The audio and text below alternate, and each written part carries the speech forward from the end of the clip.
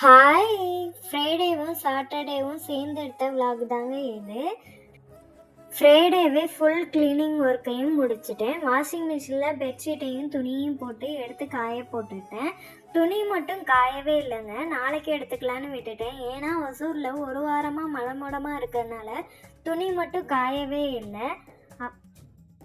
இது Saturday vlog. மார்னிங்கே breakfast oats கிளறி சாப்பிட்ருந்தோம். அந்த பாத்திரம் கொஞ்சம் சிங்கில் இருந்தது, அதையும் கழுவி வச்சுட்டு குடிக்கிற பானையிலையும் தண்ணி பிடிச்சி வச்சுட்டு மதியம் லஞ்சு ப்ரிப்பரேஷன் பண்ணலான்னு தாங்க ரெடி பண்ணிகிட்ருக்கேன்.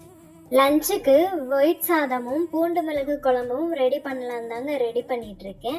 அதுக்கு ஒயிட் சாதம் ஸ்டவ்வில் வச்சுட்டேன், அரிசி கழுவி போட்டுட்டேன். பூண்டு மிளகு குழம்புக்கு புளியும் ஊற வச்சுட்டேன். அதுக்கு இடையில பாப்பாங்களுக்கு ஸ்நாக்ஸ் வேணும்னு கேட்டிருந்தாங்க. அதனால் வீட்டில் இருந்த மசாலா மக்கானாவை எடுத்து கொடுத்துருந்தேன். மசாலா மக்கானா ரெசிபி நம்ம ஆல்ரெடி சேனலில் அப்லோட் பண்ணியிருக்கோம். பார்க்காதவங்க போய் பார்த்துக்கோங்க. இப்போ பூண்டு மிளகு குழம்பு எப்படி வைக்கலான்னு பார்க்கலாம். அதுக்கு ஒரு சின்ன கடாயை எடுத்துக்கோங்க. இதில் 2 ஸ்பூன் மல்லி, 1 ஸ்பூன் சீரகம், 1 ஸ்பூன் சோம்பு, 1 ஸ்பூன் மிளகு, 1 ஸ்பூன் குழம்பு கடலைப்பருப்பு, 1 ஸ்பூன் வெந்தயம், 1 ஸ்பூன் அரிசி இதெல்லாம் போட்டு நல்லா ஃப்ரை பண்ணிக்கோங்க. நல்லா ஃப்ரை பண்ணதுக்கு அப்புறம் அதை மிக்சியில் போட்டு பவுட்ரு பண்ணி எடுத்துக்கோங்க. பவுட்ரு தாங்க பூண்டு மிளகு குழம்புக்கே டேஸ்ட்டு என்ஹான்ஸ் பண்ணி கொடுக்கறது. அடுத்து ஒரு கடாய் வச்சுக்கோங்க. அதில் நல்லெண்ணெயை தாராளமாக விட்டுக்கோங்க. அதில் கடுகு வெந்தயம் ஆட் பண்ணிக்கோங்க.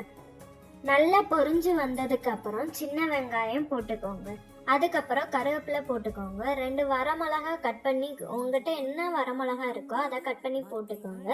உரிச்சு வச்ச பூண்டையும் போட்டுக்கோங்க. நல்லா கிளறி விடுங்க. நல்லா கிளறி விட்டதுக்கப்புறம் இதுக்கிடையில சால்ட்டை ஆட் பண்ணிக்கோங்க. சால்ட்டு போட்டதுக்கப்புறம் அதையும் நல்லா வதக்கி விட்டதுக்கப்புறம் மஞ்சள் தூள் 1 ஸ்பூன் போட்டுக்கோங்க. 1 ஸ்பூனில் ஒரு பிஞ்சு போட்டுக்கோங்க. அதுக்கப்புறம் தனி மிளகாய் தூள் உங்கள் காரத்துக்கு எப்போ போட்டுக்கோங்க. போட்டுட்டு நல்லா கிளறி விட்டுட்டு நம்ம பவுட்ரு பண்ணி வச்சுருந்தோம் இல்லையா, அந்த பவுடரையும் போட்டுட்டு நல்லா கிளறி விட்டுக்கோங்க. கிளறி விட்டுட்டு நம்ம ஊற வச்சு கரைச்சி வச்சுருந்த புளி கரைசலையும் இதில் ஆட் பண்ணிக்கோங்க. கரைசலையும் ஆட் பண்ணிவிட்டு நல்லா கொதி வரும். நல்லா கொதி வந்ததுக்கப்புறம் எண்ணெய் பிரிஞ்சு வரும்.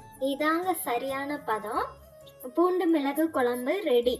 நீங்கள் எண்ணெய் பிரிஞ்சு வந்ததுக்கப்புறம் பூண்டு மிளகு தாராளமாக எடுத்து சூடான சாதத்தில் போட்டு பிணைஞ்சு சாப்பிட்டு பாருங்கள். அவ்வளோ டேஸ்ட்டாக இருக்குங்க. இந்த பூண்டு மிளகு குழம்பு நான் வீடியோ ரெஃபரன்ஸில் பார்த்து தான் ஃபஸ்ட் டைம் பண்ணியிருக்கேன். சூப்பராக எனக்கு வந்துருந்துச்சுங்க. நீங்களும் உங்கள் வீட்டில் ட்ரை பண்ணிவிட்டு எனக்கு சொல்லுங்கள். அதே லஞ்சு சாப்பிட்டு முடிச்சிட்டோம். ஒயிட் சாதமும் வடிச்சிட்டு அதுக்கு இடையில நானும் போய் குளிச்சுட்டு வந்துட்டேன். அதுக்கப்புறம் லஞ்சு வச்சு ஹஸ்பண்டுக்கும் கொடுத்தேன். அவங்களும் நல்லா பிணைஞ்சு சாப்பிட்டுட்டு சூப்பராக இருக்குன்னு காம்ப்ளிமெண்ட் கொடுத்துருந்தாங்க. அவங்க சாப்பிட்டதும் இல்லாமல் எங்களுக்கும் ஒரு வாய் ஊட்டி விட்டாங்க, பாப்பாவுக்கும் எனக்கும். பாருங்கள், வீடியோவில் பார்த்தாலே உங்களுக்கு தெரியல, கடாயில் பிணைஞ்சு சாப்பிட்டுட்டு இருக்காங்க. அதுக்கப்புறம் நேற்று காய போட்டிருந்த துணியெல்லாம் எடுத்துடலான்னு போயிட்டு காயப்போட்ட துணியெல்லாம் எடுத்துகிட்டு இருந்தேன். காயப்போட்ட துணியையும் எடுத்துட்டு பெட்ஷீட்டையும் எடுத்துகிட்டு வந்து வச்சுட்டேன். காயப்போட்ட துணியை மடித்து வச்சிட்டு இருந்தேன். அதை இடத்துல செட்டில் பண்ணிவிட்டு பாப்பாங்களோட ட்ரெஸ்ஸு மட்டும் இந்த கூடையை பார்த்தாலே உங்களுக்கு தெரியும், கவர்மெண்ட்டில் கொடுப்பாங்களே அந்த கிட்டோட கூட தான், அதில் தான் அவங்க ட்ரெஸ்ஸை இப்போ வரைக்கும் அதில் தான் வச்சுட்டு. இதான் எங்களோட செல்ஃபு. ஃபுல் கவரும் பண்ணியிருப்பேன். பெட் ஸ்ப்ரெட் எல்லாம் போட்டுடலான்னு பெட்டெல்லாம் அரேஞ்ச் பண்ணிட்டு இருந்தேன். பெட்ஷீட் எல்லாம் மடித்து வச்சுட்டு அதுக்கு இடையில ஓகே ஒரு ஸ்நாக்ஸ் சாப்பிட்லான்னு வீட்டில் இருந்த ஃப்ரூட்ஸை தான் எடுத்து சாப்பிட்டுட்ருக்கேன். உங்களோட இன்னைக்கு டே எப்படி போச்சுன்னு சொல்லுங்கள். பாய்.